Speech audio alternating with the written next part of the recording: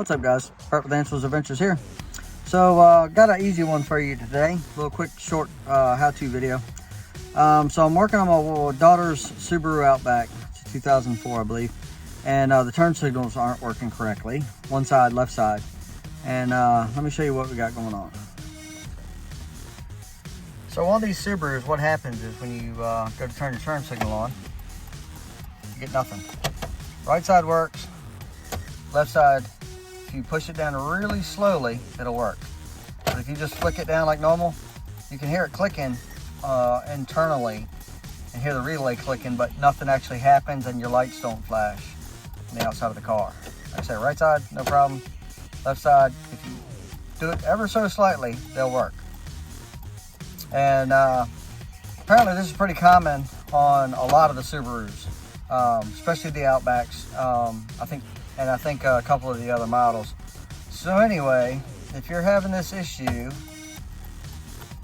when you go down and nothing, but if you do it slowly, it'll come on and work.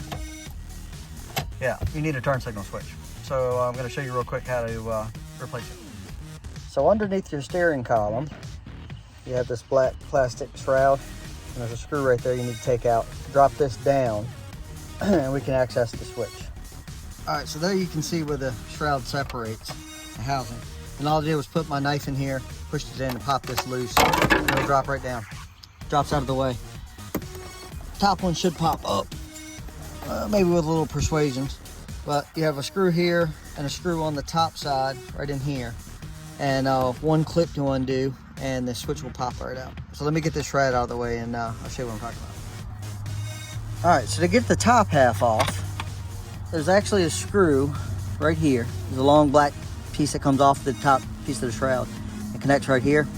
And then on the other side, up through the bottom, right through here, is another one that keeps that attached.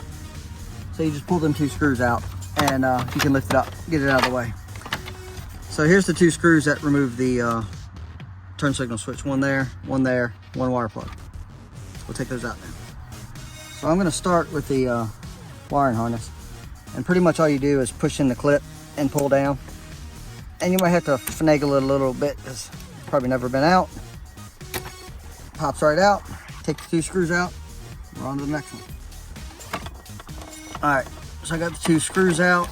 Pull the shielding out of the way a little bit. Just pull the switch right out, and that's it. That is the whole unit right there. Not much to it. So I ordered one from Rock Auto, and got it in a couple days. This is the replacement, and it just installs in the reverse.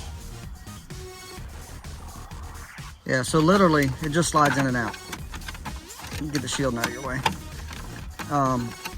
It's hard to film and do this one-handed, but anyway, just slides out. Trying to do it when I can see. Slides back in. Two screws, plug the wire in, put your shroud back together. All right, two screws are in, as you can see. Pop the plug in, just like so. That's all there is to it. I'll put a key back in and try it out. Make sure we're good. Problem solved. All that works. Lights work. Yeah, everything's good.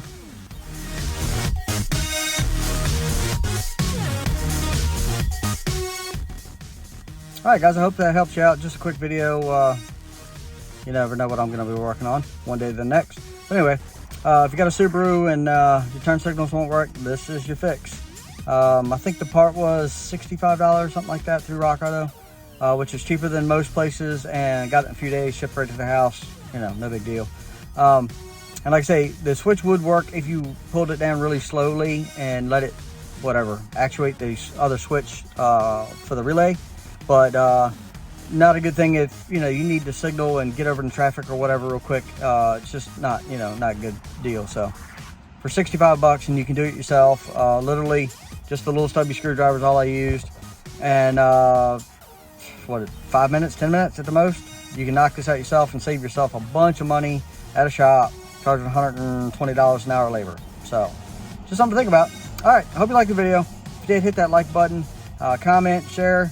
You know, we'll see you on the next one. Thanks, guys.